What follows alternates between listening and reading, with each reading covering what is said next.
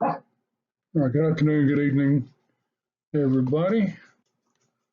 We're going to talk about, this is my second take on this video, so hopefully it'll go a little easier than the first time. The first one I didn't like, so I'm going to just re-record it and go through this again. So today we're going to talk about human rights enforcement. It's a little bit of a tough, I'll say tough material to get through because it's kind of hard. And I wish I was in the classroom right now because I could actually get some real-time feedback on how we're going to talk about this, because one of the things we're going to talk about in a few minutes is, okay, I can do that. I'm getting text messages too on my iPad beside me, sorry. Is that we're going to talk about, in the world of international law, you have to understand that sovereignty still exists. And so no matter what enforcement mechanisms in place, you still have to meet certain criteria or have certain things that are in place for the countries that you want to enforce the mechanism on to participate. So that'll be one of the things that we talk about. Methods, these are our learning objectives, methods of enforcement, the actual systems of justice. We're going to talk about fact finding and standard setting, international norms, the origin of the United Nations, the International Court of Justice. Told you we talk about it, OSHA. And then we'll talk about treaties and sovereign immunity to finish everything up.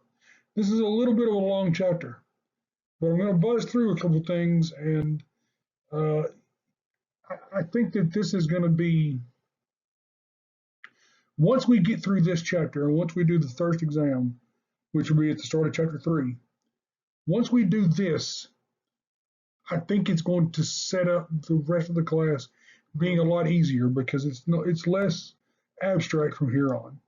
Because like the next chapter is genocide, the one after that is torture, the one after that is the death penalty, and cruel and unusual punishment. And it flows that way on a very specific thing and not on this kind of abstract thing, which is enforcement.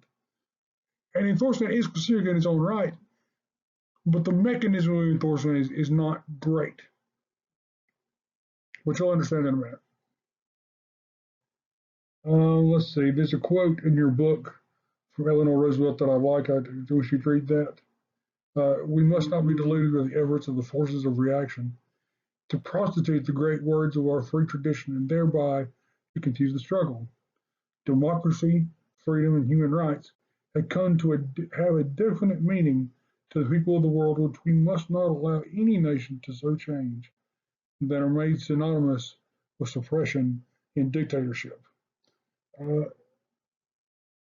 Wise words from Mrs. Roosevelt, and we'll talk about why specifically, especially suppression and dictatorship, are the ones that you need to look out for in just a minute. So methods of enforcement. There are several ways that the international community can use their power to punish bad actors. You hear about economic sanctions on countries, bank freezes, which are economic sanctions, embargoes on places like Cuba. You'll hear other things like travel bans and other forms of actual enforcement that the governments can put forth to compel a nation to stop doing what it's doing.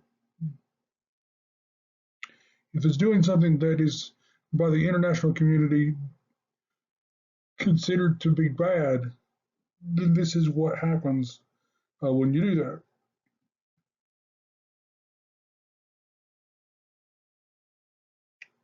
Excuse me, I got a little reflux going there. So diplomacy is another method of enforcement. And diplomacy can be used, let's call it the scalpel of enforcement. Diplomacy is a kind of localized thing, and I said localized. What I mean by that is it can be used in a very targeted way, but also in a subtle way. It's not the overwhelming effect of an embargo or sanctions. It doesn't have the the in-your-face quality of other types of correction, and it allows that country to realize, hey, what I'm doing is bad, and I need to either correct that behavior, and I can do it in a way that allows me to save face in the papers and with my uh, populations as well. If you've got like a totalitarian type situation, or like a China or an Iran, or you got a religious leader whose image defines their, uh, their ability to lead. Now, these are all politically forced maneuverings that happen generally out of the public eye and are usually in the United States. We have an expectation that when we tell you to do something, you're going to do something. And if you don't do something, we have an ability to say, well, the Middle East isn't complying with our democracy demands. They're holding back oil from us. They're a threat to us. So let's just throw a nuke at them. That's the general strength argument inside of the United States. Diplomacy is out of sight and is a little less fulfilling than throwing a right hook at somebody, but still a very necessary part of the human rights arsenal, and especially of state actors. Shaming in the World Sphere can also serve as an adequate deterrent for some countries. So if you make them feel the heat of the international community, that's probably going to be enough to get them to correct the behavior on their own. And I wanted to stop and tell you some things, because if you don't know what I'm talking about, and I have to explain it, it doesn't flow as well. I realized on the first time. So if I say norms, I'm talking about generally accepted practices like free speech that most civilized, and I say civilized as in the countries that you would expect, those that had caught up to the 21st century, as common practice. These countries all come together and they recognize basic things like free speech, not torture, don't commit genocide, those types of things, as commonly practiced inside their country. We have things that we consider to be normal on the world stage. That's what I'm talking about.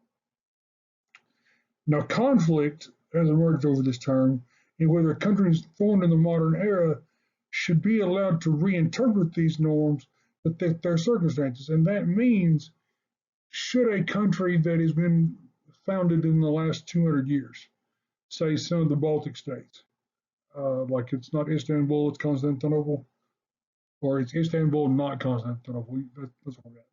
It's not the Byzantine Empire anymore. It's these new countries. They didn't have a say in how the word norms was created on the international stage.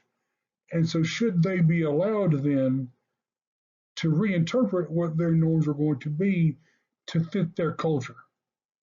That'll be something that we discuss a little later on. Soft law. These are treaties that lack judicial force and cannot be cited as part of the jurisprudence of a country. It cannot be used judicially against its citizens or against the state itself. And then customary law are unwritten norms, but also that are codified and written in treaties. So it's unwritten, but it's also in a treaty. It can be used because it's in a treaty inside of the courts. I know that's confusing. I'll try to clear it up in a minute as best I can with the text. I promise. So let's start with fact finding and standard setting. So a fact finding mission occurs anytime that a human rights violation is assumed to have occurred. For example, we could have, let's just take Iraq in the Second Gulf War for conflict. We believed that the Iraqis, or Saddam Hussein in this case, was holding weapons of mass destruction. And because we thought he was holding weapons of mass destruction, if you'll excuse me for just a minute, I'm at home and I can drink what I want to.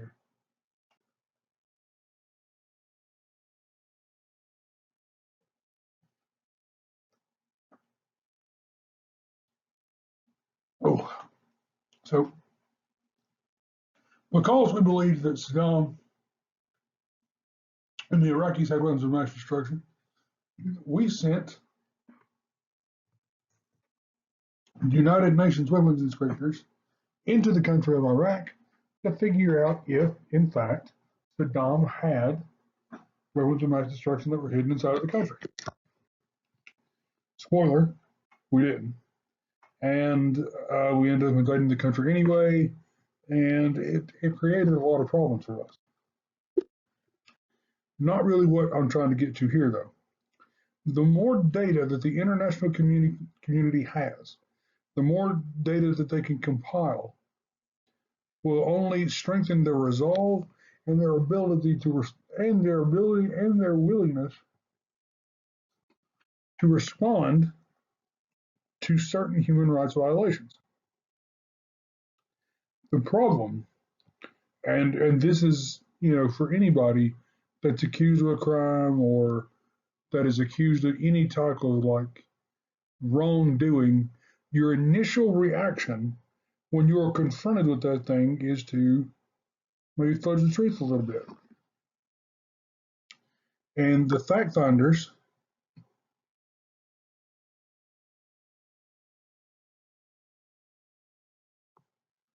that are sent into the country are there to determine whether or not your country has, committed some serious atrocities.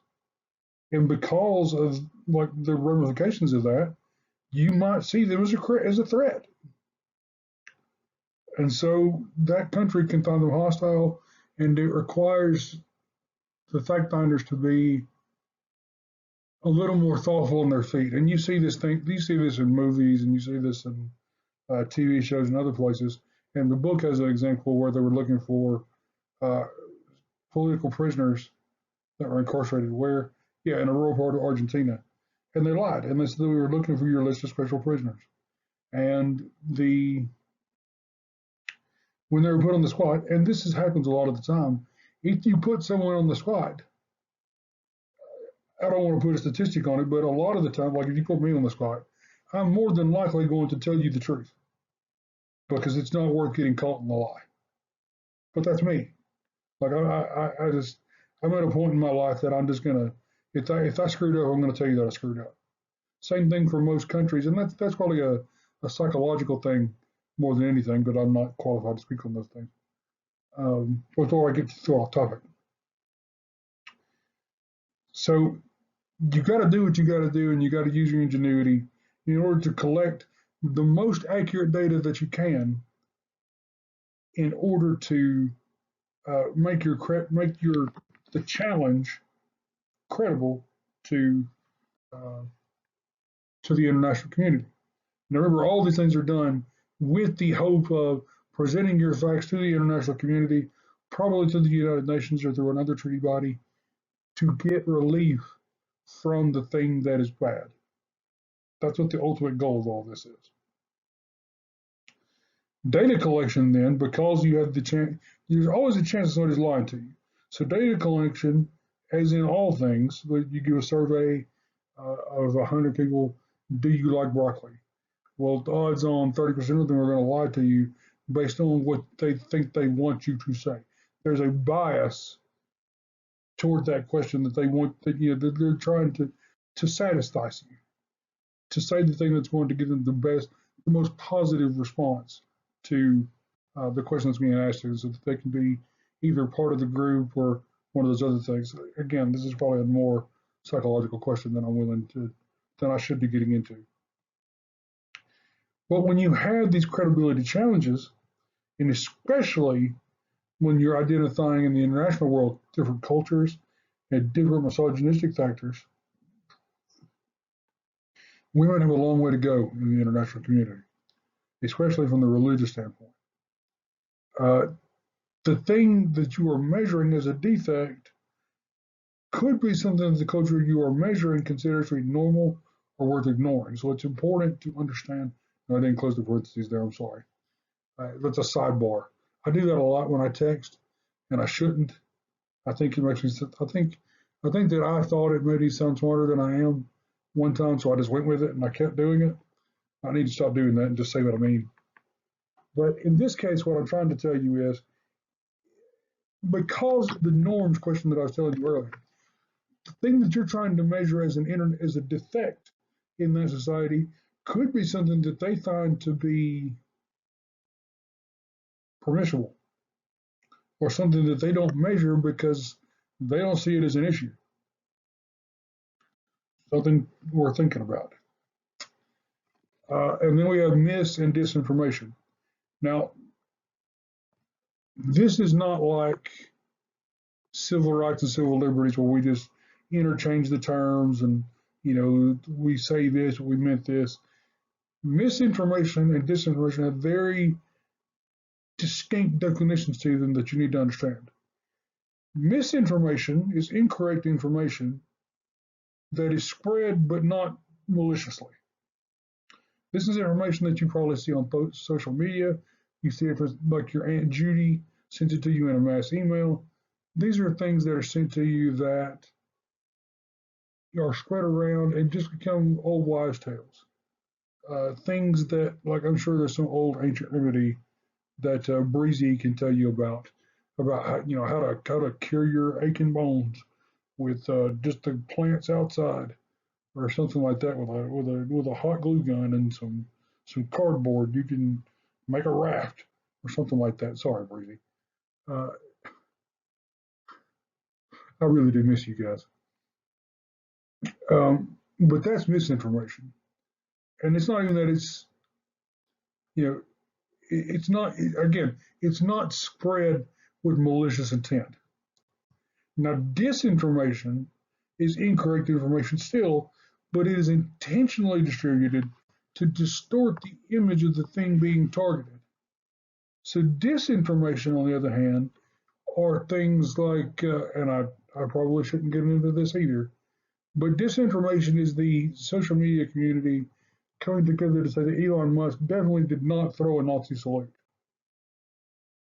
Even though the ADL party or the ADL said, hey, we know this is targeted. You probably shouldn't look at it this way. Cowards. Uh, and the Nazi party in Germany said, yeah, that was definitely a Nazi salute. And in Germany, they said, yeah, that was definitely a Nazi salute. And people that are trying to emulate the Nazis around the world are like, yeah, we love it, guy. That was a great salute. You get a little straighter, a little higher next time, and you'll be good. Like, it was clearly a not like that to me is the distortion of like it's the thing that you see right in front of your face, but they're trying to tell you that it's something different. It's intentionally distorting what you see in front of you. That's disinformation. So make sure that you mark that down for your exam when we do the multiple choice and the matching. Moving on, standard setting. Now, standard setting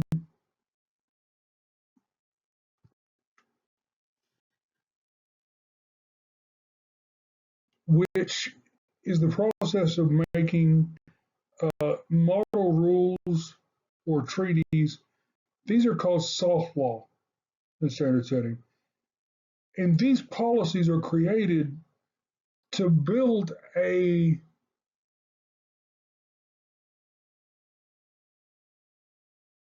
list of rights for the international community. This is a draft of soft law, things that are not codified in law yet, but gives that the beginnings of legitimacy.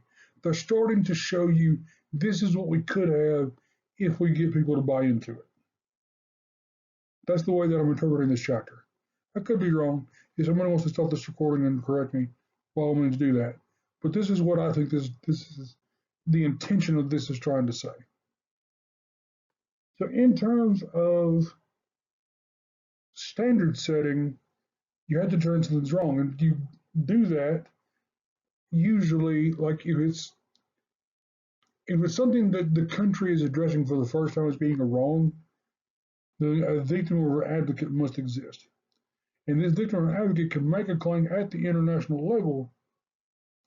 But before they can do that at the international level, they must exhaust all local remedies, meaning they've got to go through the existing laws of the country that they are in before they can move it to the international level to say, hey, this thing that is happening in my country is not okay.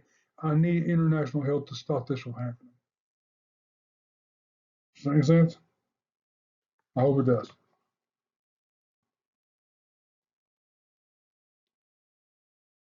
Oh, I forgot to take that out. Sorry, I was rewriting the slides.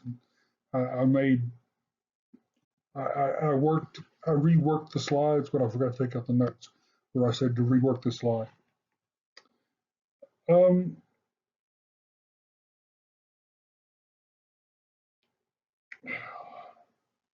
so let's start on custom treaties. I got the book beside me, and I've got. Sorry, I'm getting a phone call.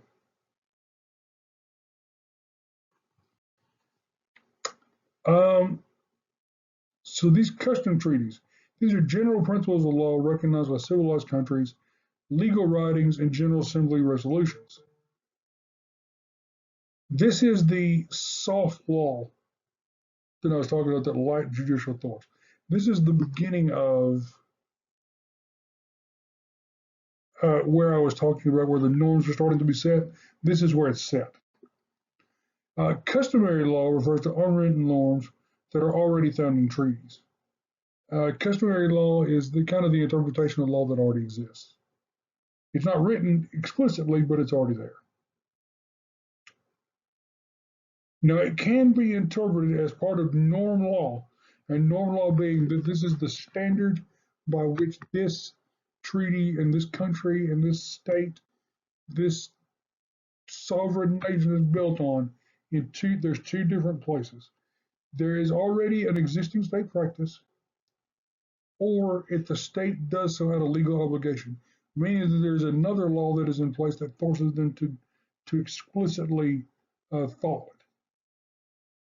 If that norm is defined as a part of customary law, it is binding on all countries, meaning that if there is already a customary law that is in place that is recognized by the international community, then it is binding on all of the countries that are inside the international community.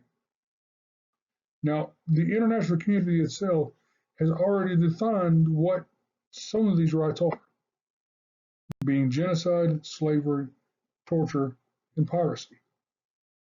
Makes sense, right? Now, we have an expanding definition of rights.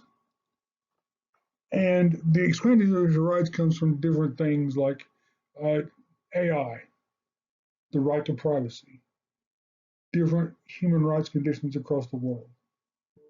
There's a lot of things that,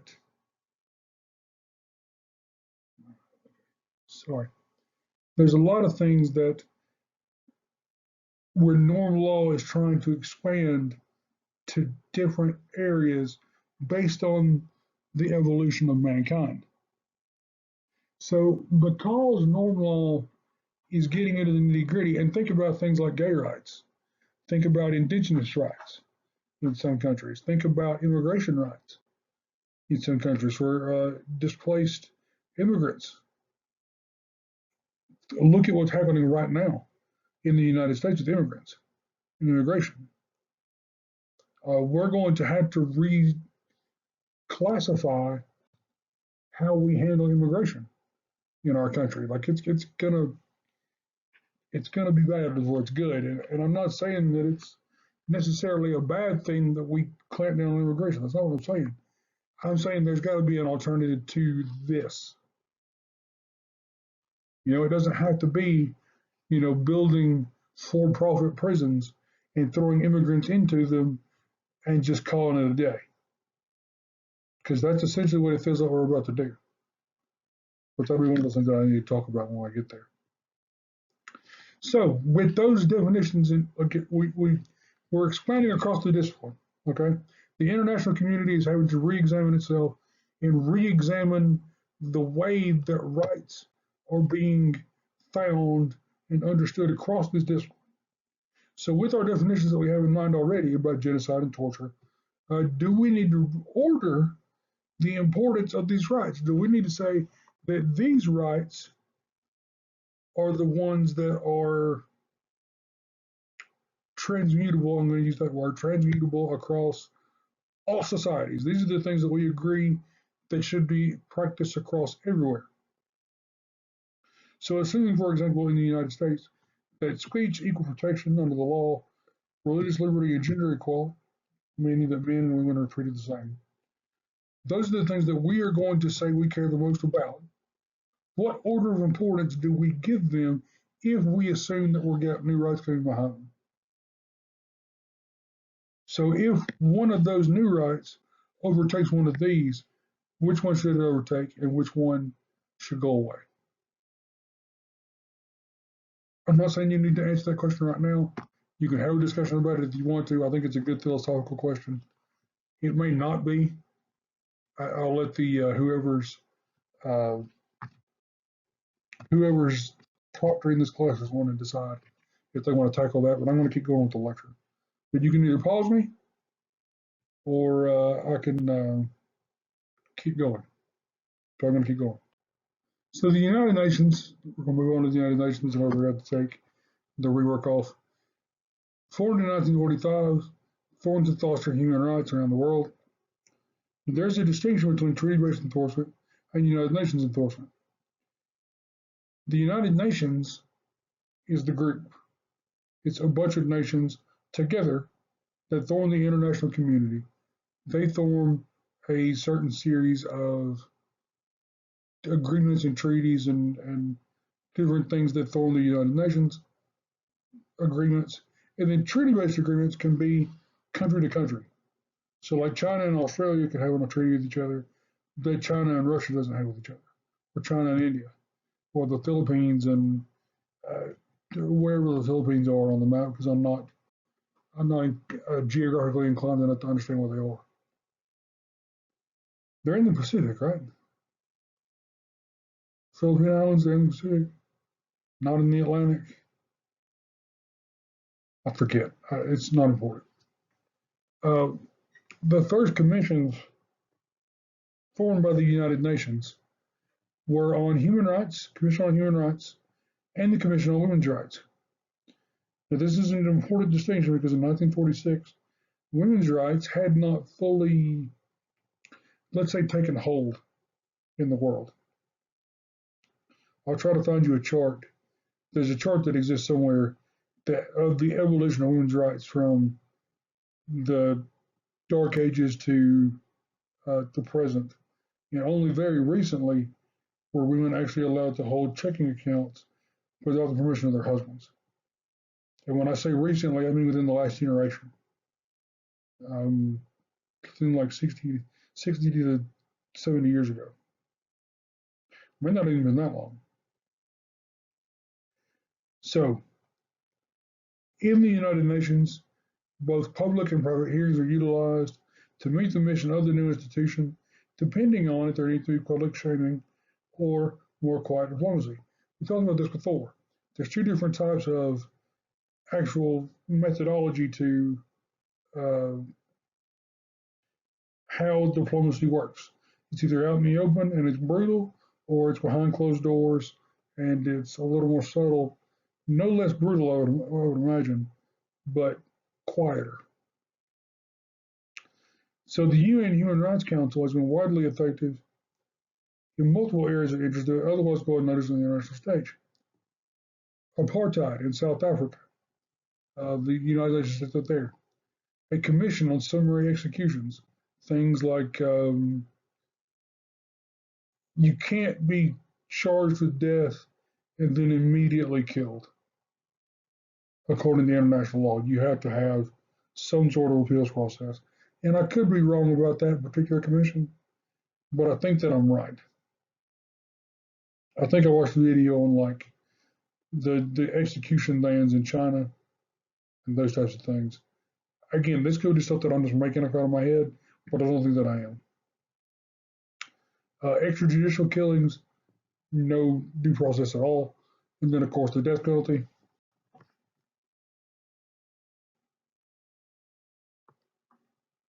And then there are definitely reports that are being released, have been released, and were released by experts on violence against women and the role of women in society in multiple areas around the world. And these are places where, and the United Nations as well, is a place where direct expertise can be brought to bear on issues of global importance. It's important that you put the right people in the right places to meet the mission of the moment.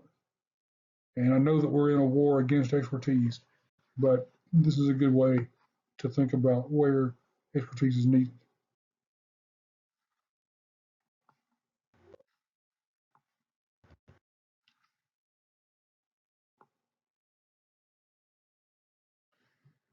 So, the Human Rights Council.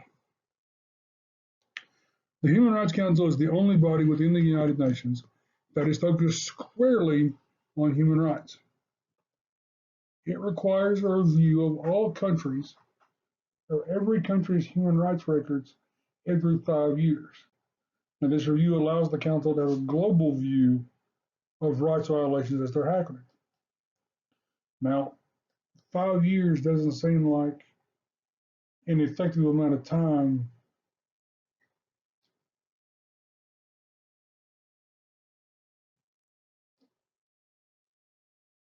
meaning it's slow.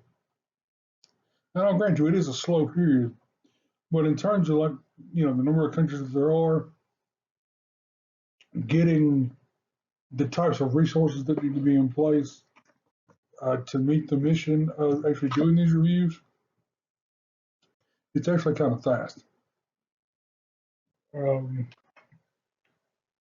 council, on the other hand, has also been pretty roundly criticized because of its ability to, or inability to criticize countries like China or Israel or like the United States for a while. I think the book talks about this.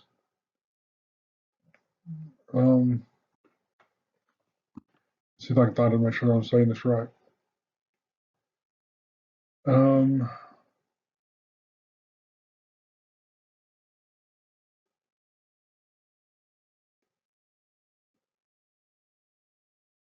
Well, the United States didn't want to participate for a while because of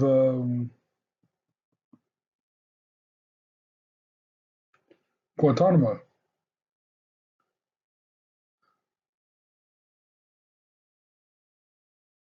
Yeah. And then, of course, Abu Ghraib as well.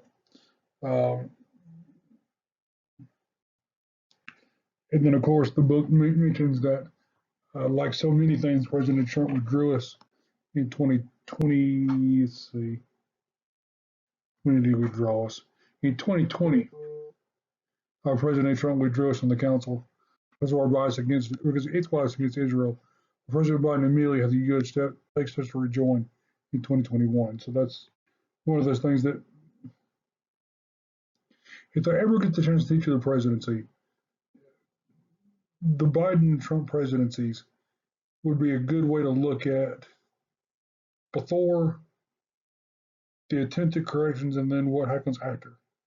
But that would be an interesting case study. And it's going to be an interesting case study. We'll see. So let's move on to the United Nations Security Council. Probably the most famous body in the entirety of the UN. The Council has one major barrier to action, and that is the veto power member nations hold. It only requires a single vote or a single veto from a member of the Security Council to start any type of action taking place, essentially rendering the Council impotent. Because, again, I talked before about in a room of two people, it's hard enough to find a place to go have lunch, much less in a room with like 18 to 20 countries that all had different needs and different other things that are happening inside of them, much less getting them to agree on how they want to enforce international law. So one vote, is bad, very bad in terms of taking action. So there is a reform push that is happening that could potentially change that veto power and then make it a little bit more difficult. Or override the veto power where there's a need for immediate assistance, according to the rest of the council, like in a case of active genocide, like in Israel or something like that. Uh, that the council will be able to override itself and go and do its job, but that is not in the cards as of right now. So the International Criminal Court, founded in 2012, was not set up to be a one-off institution like other courts of its type in the past. I referenced Nuremberg, but there are other courts that came out of like World War One that established the Geneva Convention. Ask me about the Canadians one day in World War One. Wow. Just ask me about the Canadians. Uh, the Nuremberg trial was essentially set up to challenge the Nazis and to try them for war crimes following the end of World War II. This is a one-off court. This court, the International Criminal Court, was not designed to be that. It was designed to be a lasting court. So their founding empowered them to oversee cases involving genocide, crimes of aggression, crimes against humanity, and war crimes. All these things you can think of like crimes of aggression being like Russia invading the Ukraine, crimes against humanity, whatever Mims is bringing in for lunch today, war crimes. If you get a chance and you get to see some footage from the Ukrainian war, and you see how drones are being used, that's the stuff that scares me. Um, it's bad stuff. So the International Court has had some growing pains, including being slow to prosecute, which being slow to some, according to your book anyway, shows that it takes its job seriously. It doesn't just prosecute every little thing that every little country does to each other. Uh, so it gives it a veneer of seriousness, but it also shows a little bit of lack of professionalism sometimes when it fails to redact names from transcripts. There are other problems as well, including multiple countries. I just changed the slide on accident, that don't actually participate in the court itself, like the United States, like Russia, like China. Uh,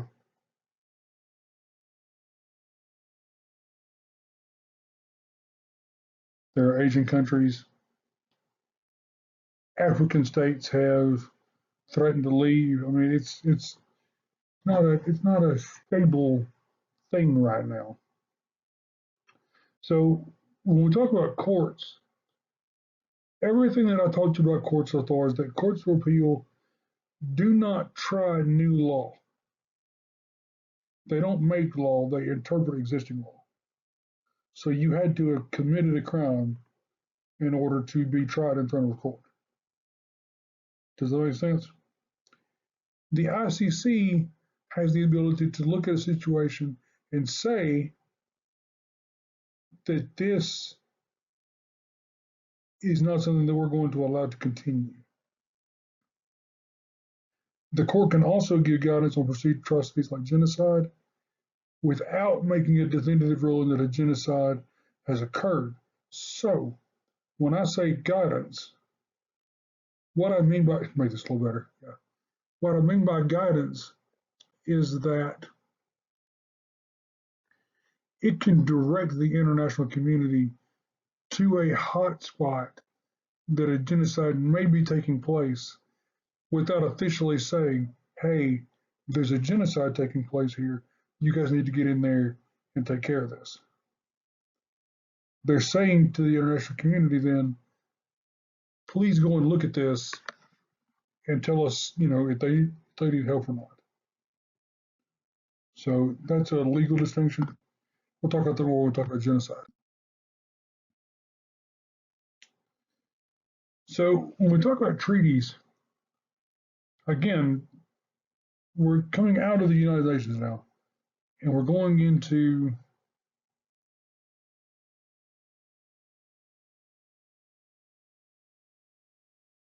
a system of treaties. Here we go. So the International Court of Justice and the International Criminal Court hears cases filed by states or nation states. Treaty bodies allow individuals and groups to file complaints with the committees of experts that enforce the human rights conventions. There's a lot of treaty bodies that exist. There are two that we're going to focus on for our purposes that came into the wake of the Cold War: the International Covenant on Civil and Political Rights and the International Economic, Social, and Cultural Rights Council. Both of those treaties, covenants, whatever the word is that I'm looking for. The civil rights one was favored by the Eastern countries, like the United States, Great Britain, etc., Europe in general. And then the economic rights by the Western countries, like Russia, China. They regulated their banking because they had just come out of generally communistic countries. They were moving toward capitalist, and we had come from a capitalist-based segregation kind of situation, and we needed more social and civil rights. You see the difference there, and the difference between the two histories of the two different areas of the world, and why they would need to work on different things following the Cold War. This is part of the reason why. So, treaties only enter into force after the required number of states, as defined by that treaty, are ratified it. So there is no like 2/3 of the states that are inside of the treaty must ratify before. No, the treaty itself defines the states that need to ratify it, and it only goes into effect once those states have ratified it. Now, if the leaders of those states are eager to get it into operation, they can change that number to be lower than whatever the average is, and the average being, I think, 3 to 5. And on the flip side, if the countries are looking for a more broad range of enforcement, they can ask for more states to ratify it. An example of this is, well, I'm going to go and say this last part first. Important to remember, treaties can only represent those that ratify, and in some cases, can attach conditions on their ratification of the particular treaty, including ignoring certain sections. So what that means is a treaty can be signed by a country, but that country can look at the body and say, hey, we're going to sign this treaty, we're going to agree to the provisions in this treaty, but we're only going to follow provisions A, C, and F. Or like the landmine treaty with the United States. The United States required a lot of the countries that we went to war with, including a lot of the Asian countries, a lot of the British countries, really the world, to sign a treaty a treaty to provide against the use of landmines in war zones. They were considered to be a war crime. The only country that actually didn't sign that treaty was the United States. And why? Because we wanted to put landmines in the DMZ in North Korea, between North and South Korea. That's why. So there's your fun fact of the day. Now, monist versus dualist, the book doesn't really parlay this very well, so I didn't really have a good transition for this. But I want you to know monist versus dualist countries for the purposes of a matching question. Monist countries, in monist countries, any treaty that is ratified, once it is ratified, is considered part of the legal system without any extra action from the congressional body of that country. Meaning that once the treaty is ratified, that treaty is now part of their law.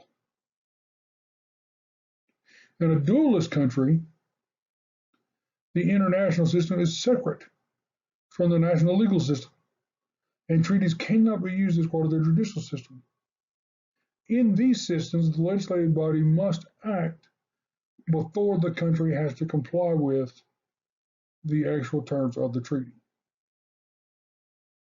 Monist, you do not have to do anything, it just becomes part of the law. Dualist, two separate things. You got your national sovereign framework of your legal system, and then you've got your just regular old international system, how you trade, how you interact with other countries. And any treaty that is passed must be confirmed by the legislative body outside of the legal system. Sovereign immunity or diplomats. The principle of sovereign immunity is a particularly frustrating obstacle to human rights litigation, or at least it used to be. Still is, in terms of like when we talk about norms, there are things that countries can do or do that are normal to them that are not normal to the rest of the world. Sovereign immunity allows the whole country to do what it finds to be normal. You still have the right to exercise your own sovereignty in that way. In terms of sovereign immunity, for diplomats, it was started to bring a cooperation amongst nations and to facilitate diplomacy. It was a way to get diplomats into the country and a way to get them to live in that country by giving them what was called diplomatic immunity. And there's a whole Family Guy sketch about Victoria and Peter's got diplomatic immunity, and they do a spoonful and can't touch this. It's pretty funny. If I ever get back, I'll show it to you. Now, diplomatic immunity used to be unrestricted, and there's again TV shows that harp on this storyline all over the place, and we're almost done.